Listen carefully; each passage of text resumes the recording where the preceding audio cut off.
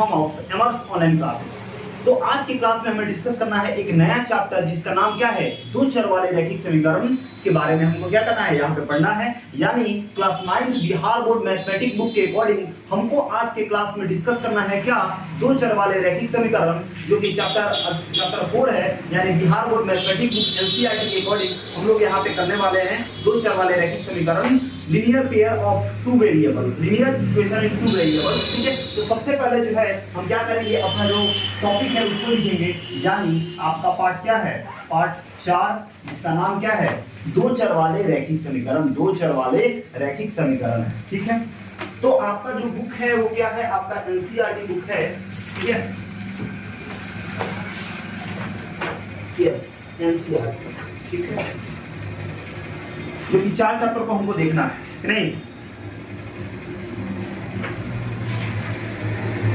दो चरों वाले रैखिक समीकरण, दो चरों वाले रैखिक समीकरण,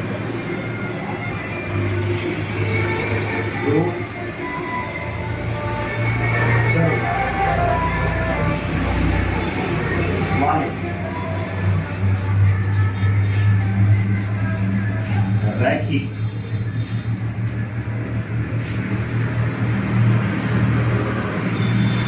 समीकरण। ठीक है, दो चरों वाले क्या, दो चरों वाले रैखिक समीकरण, यानी linear equation, linear equation in two variable, linear equation in two variable. तो लिखेंगे यहाँ पे linear, linear equation, equation in two variable, in to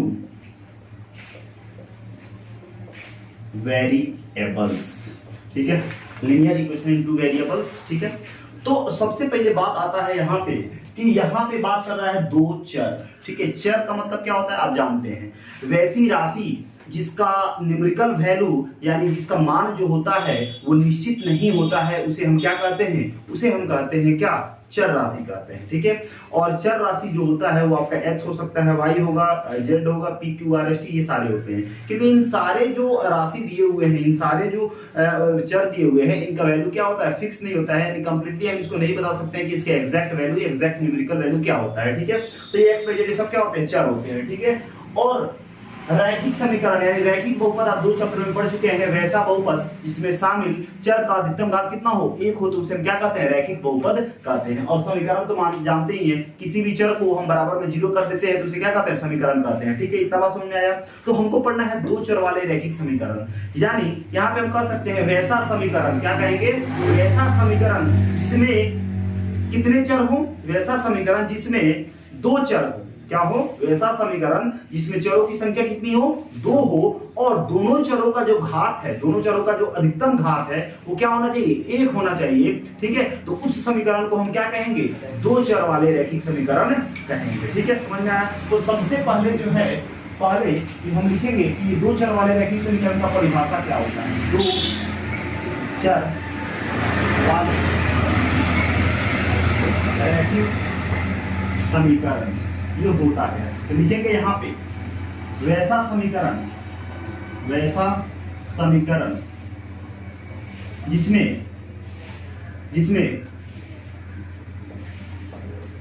चरों की संख्या 2 हो, चरों की संख्या 2 हो, तथा दोनों चरों का अधिकतम घात, दोनों चरों का अधिकतम घात 1 हो, तो 1 हो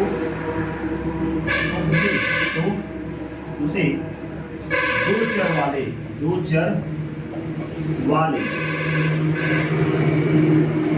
रैखिक समीकरण, दो चर वाले रैखिक समीकरण कहते हैं, दो चर वाले रैखिक समीकरण कहते हैं। यानी वैसा समीकरण जिसमें चरों की संख्या कितनी हो, इसमें चरों की संख्या क्या हो, 2 हो, तो दोनों चरों का अधिकतम घात कितना हो, 1 हो, तो उसे क्या कहते हैं, उसे दो चर वाले रैखिक समीकरण कहते हैं। ठीक है, समझ में आया। ठीक है, तो अब यहाँ पे बात आता है कि इसका, ठीक है, अब दो चर वाले रैखिक समीकरण ये उनका व्यापक रूप, दो चर वाले रैखिक समीकरण का व्यापक रूप क्या होता है? व्यापक रूप क्या होता है? तो जैसे कि आप जानते हैं दो चर वाले रैखिक समीकरण युग्म का अगर व्यापक रूप अगर देखा जाए, ठीक है, तो नॉर्मली अब बात करें तो दो चर है तो मान लेते हैं एक चर है x और एक क्या है y, ठीक है, समझ में आ रहा है? तो जानते हैं कि x के सामने क्या है, x क्या है, इसके कोएफिशिएंट है कि नहीं, एक है कि नहीं है, एक का मतलब मान लेते हैं क्या कि आपका यहाँ पे a है, यहाँ पे मान लेते हैं क्या आपका b है, चाहे p है और y है तो y, और साथ में इसके अचर पद तो होता है, देखिए, और समीकरण है तो बराबर 0 तो होगा ही होगा, ठीक है। यानी दो चर वाले रैखिक समीकरण युग्म का व्यापक रूप जो होता है, यानी इसका जो जनरल फॉर्म होता है वो क्या होता है, ax + by + c होता है। क्या होता है? ax + by + c होता है, यही आपका व्यापक रूप होता है। एग्जाम में ऑब्जेक्टिव में ये आपसे पूछा जा सकता है, जहां a b तथा c वास्तविक संख्या है, a b तथा c वास्तविक संख्या है एवं a ≠ 0 और a ≠ 0 और क्या a और b ≠ 0, ठीक है। समझ में ये कंडीशन है, क्योंकि अगर a 0 हो जाएगा तो ये पूरा 0 हो जाएगा, b 0 हो जाएगा तो ये पूरा 0 हो जाएगा, तो बचेगा क्या c, ये अचर पर रह जाएगा, तो ये आपका दो चर वाला रैखिक समीकरण नहीं होगा। तब देखिए यहाँ बताइए यहाँ पे दो चर है कि नहीं है, आपका x y क्या है, चर है, और जो a b c आप जानते हैं वास्तविक संख्या यानी अचर पद होता है, ठीक है, और बराबर 0, कोई भी चर हो बराबर 0 लिख देते हैं तो उसे क्या होता है समीकरण, यानी कोई भी चर हो तो मान लेते हैं 9x है + 2 है, ये क्या है, एक के बहुपद है, लेकिन इसको अगर 0 लगा देते हैं, 0 कर देते हैं, क्या होता है समीकरण, यानी किसी भी बहुपद को अगर बराबर 0 कर देते हैं तो वो क्या हो जाता है, वो हो जाता है आपका समीकरण हो जाता है। क्या हो जाता है? समीकरण। तो दो चर वाले रैखिक समीकरण का जो व्यापक रूप होता है वो होता है ax + by + c = 0, ठीक है। तो बताइए यहाँ पे कितना चर है, एक चर है कि नहीं है, एक चर यहाँ पे, एक चर यहाँ पे, कितना चर हो गया, दो चर, और दोनों चरों का अधिकतम घात कितना, यहाँ पे कुछ नहीं तो एक, यहाँ पे कुछ नहीं तो एक, यानी दोनों चरों का अधिकतम संख्या कितना है, एक है। तो इस तरह से हम कह सकते हैं क्या, ये दो चर वाला रैखिक समीकरण है। क्लियर है? इतना में कोई दिक्कत बताइए, समझ में आ गया? ठीक है, तो ये हो गया आपका दो चर वाला रैखिक समीकरण युग्म। क्लियर? इतना में अगर कोई दिक्कत नहीं है, अगर इतना सारी बात अगर आपको समझ में आता है, इसमें एग्जांपल की अगर बात करें तो बहुत सारे एग्जांपल लिख सकते हैं। 2x + 3y और -3 = 0। ये बताइए दो चर वाला रैखिक समीकरण है कि नहीं है? दो चर तो है, पावर 1 है बराबर 0 है, दो चर वाला रैखिक समीकरण है ही। यहाँ पे लिख सकते हैं 3/2 x - 2y + 4 = 0। यहाँ भी दो चर पावर 1 बराबर 0 है, दो चर वाला रैखिक समीकरण है, ठीक है। हम यहाँ पे लिख सकते हैं -3/2 x + 3y - 9 = 0। ये भी क्या है, दो चर वाला रैखिक समीकरण। सारा जो है क्या है, दो चर वाला रैखिक समीकरण। क्लियर है? कोई दिक्कत नहीं है। तो अगर यहाँ पे कहीं जैसे मान लेते हैं, यहाँ पे अगर देखते हैं, जैसे यहाँ पे हम लेते हैं, तो अगर यहाँ पे किया जाए 3x, जैसे पहले व्यापक रूप को ही लेते हैं, ठीक है। जैसे ax हो गया + by हो गया + c = 0। आपसे पूछा जा सकता है कि x का गुणांक बताइए। आप तो गुणांक दो चैप्टर में पढ़ चुके हैं ना बहुपद का। x का गुणांक क्या होता है, तो सामने वाला जो संख्या होता है और उसका चिन्ह होता है वही क्या होता है, गुणांक होता है। x का गुणांक कौन होगा, a होगा कि नहीं होगा, बताइए। उसी तरह पूछा जाए y का गुणांक क्या होगा, आपका क्या हो जाएगा, b हो जाएगा, ठीक है। इतना में कोई दिक्कत बताइए, इतना बात समझ में आ रहा है कि नहीं आ रहा है, बोलिए। तो ठीक है, कोई दिक्कत नहीं है, समझ में आ रहा है, ठीक है। तो इस तरह से आपसे क्या करेगा, आपसे क्वेश्चन करेगा, यानी यहाँ पे आपसे क्या करेगा, पूछेगा कि बताइए क्या है, ठीक है। तो इतना तो बात समझ में आ गया होगा कि क्या होता है। तो फिर अगर यहाँ पे आपको इस तरह से दे दिया जाए, कैसे दे दिया जाए, तो अगर यहाँ पे हम देखें कैसे, क्या, जैसे यहाँ पे अगर हम दे दें कि -3x + 2y और -3 = 0, ठीक है। तो पूछता, बताइए यहाँ पे x का गुणांक क्या होगा, x का गुणांक, तो आप क्या बताइएगा, -3 है। y का गुणांक क्या होगा, तो आप क्या बताइएगा, आपका 2। ठीक है, समझ में आ रहा है कि नहीं आ रहा है? फिर उसी तरह कह दे, बताइए इसमें जो है ना, दे दे -4x -3y और -3 = 0। बताइए इसमें a का वैल्यू कितना है, a कौन है इसमें, बताइए a का वैल्यू कितना है, अगर इसको अगर व्यापक रूप से कंपेरिजन करें ax plus by plus c बराबर 0, तो a कौन है 4 है कि नहीं है, b कौन है 3 है कि नहीं है, और c कौन है -3 है कि नहीं है। तो बताइए a कितना है -4 होगा कि नहीं होगा, b कितना होगा -3 होगा कि नहीं होगा, और c कितना होगा -3 होगा कि नहीं होगा। तो इस तरह से हम क्या करते हैं, अगर बोला कि ये दो चर वाला रैखिक समीकरण है, इसमें a का मान बताइए, b का मान बताइए, c का मान बताइए, तो आप इस तरह से बता सकते हैं कि नहीं बता सकते। क्लियर है, इतना में कोई दिक्कत है बताइए, बोलिए इतना में कोई दिक्कत है, बोलिए।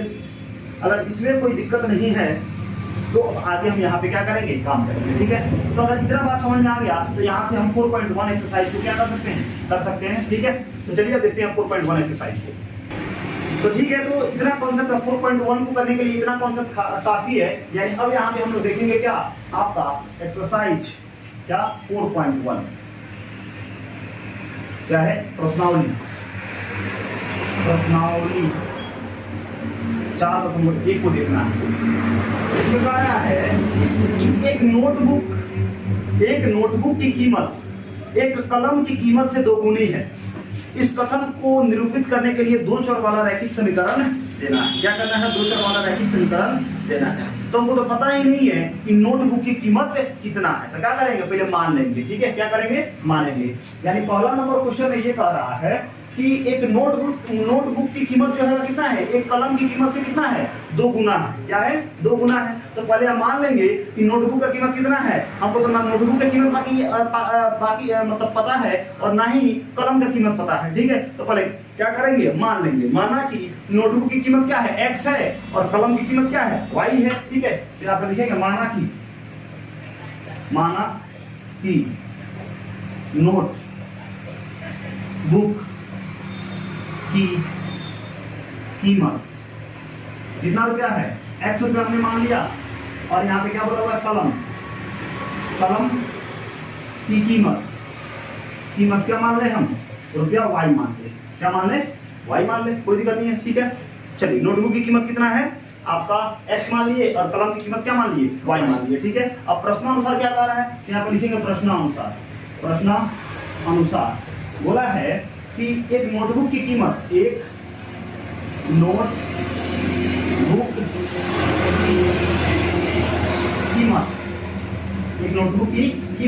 कलम की कीमत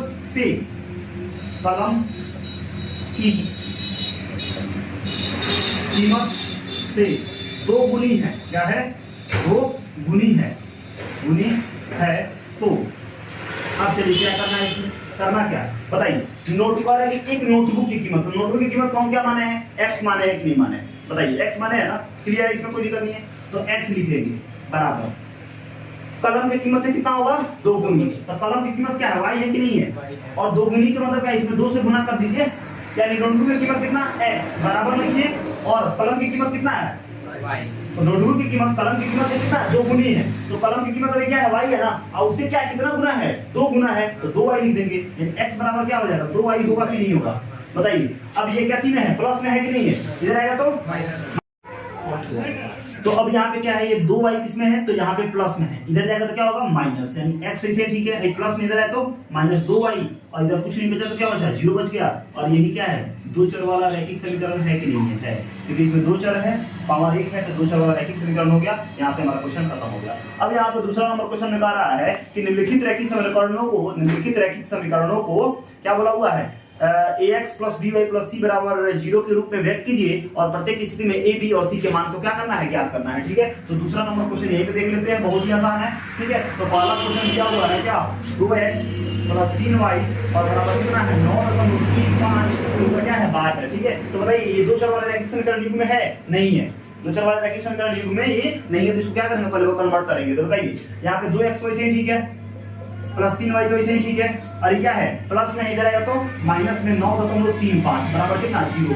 अब देखिए ये क्या है बताइए, ये ax plus by plus c बराबर 0 के फॉर्म में है कि नहीं है, ठीक है। अब पूछ रहा है a का वैल्यू कितना है, a का वैल्यू कितना है, ये 2 है कि नहीं है, a के सामने क्या है, 2 है, b के सामने क्या है, 3 है, और c के सामने क्या है, ये तो आपका पूरा नंबर ही है। a का वैल्यू कितना आ गया, 2, और b का कितना आ गया आपका 3, और c का कितना आ गया -9.35 के ऊपर क्या है, 5 के ऊपर 12 है, क्लियर है। तो हो गया, बस यही हमको करना था। तो 2 का पहला हो गया, ठीक है। चलिए अब 2 का दूसरा देखते हैं, ठीक है। तो सेकंड में क्या बोला हुआ है, सेकंड में आपको बोला हुआ है क्या, x माइनस y अपॉन कितना 5 और माइनस में 10 बराबर कितना 10 बराबर 0। बताइए तो व्यापक रूप में है, अगर कंपेयर करें तो ax plus by plus c बराबर 0 का फॉर्म में है कि नहीं है? अब बताइए a के सामने क्या है, कोई नंबर है? नहीं है तो कुछ नहीं है तो क्या है, 1 होगा कि नहीं होगा? अब देखिए b के सामने क्या है, अब देखिए यहाँ पे कुछ नहीं तो क्या है, 1 है कि नहीं है? 1/5 होगा कि नहीं होगा? तो b का वैल्यू कितना हो जाएगा? -1/5। क्या हो जाएगा?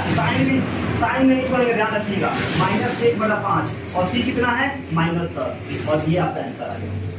समझ आया कि नहीं है? कोई दिक्कत है तो बताइए।